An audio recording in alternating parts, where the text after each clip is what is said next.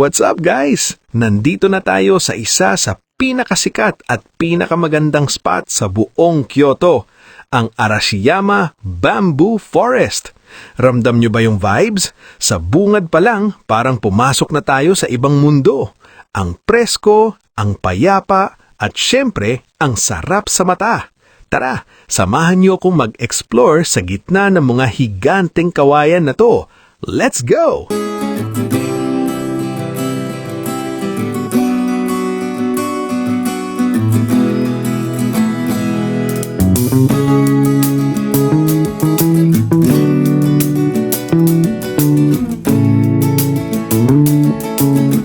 Tignan niyo to guys, ganito ang traditional Japanese rickshaw dito sa Arashiyama Bamboo Forest.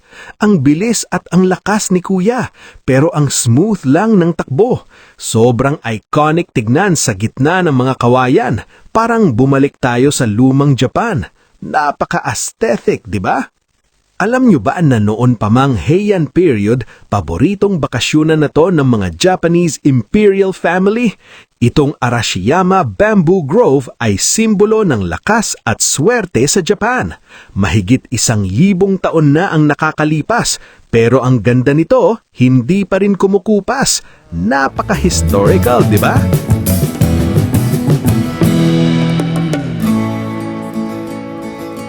Nandito pa rin tayo sa Arashiyama at hindi kompleto ang pagbisita kung hindi natin tatawirin ang sikat na Togetsukyo Bridge. Alam nyo ba na ang pangalan nito ay nangangahulugang Moon Crossing Bridge? Noong Heian period kasi, nakita ng isang emperor ang buwan na parang tumatawid mismo sa ibabaw ng tulay na to.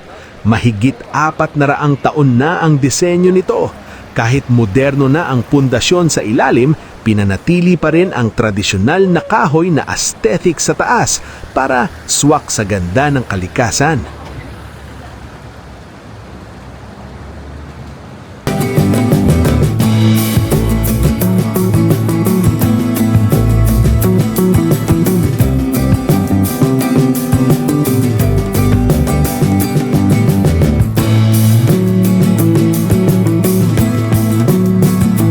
Thanks po sa panonood. Bye!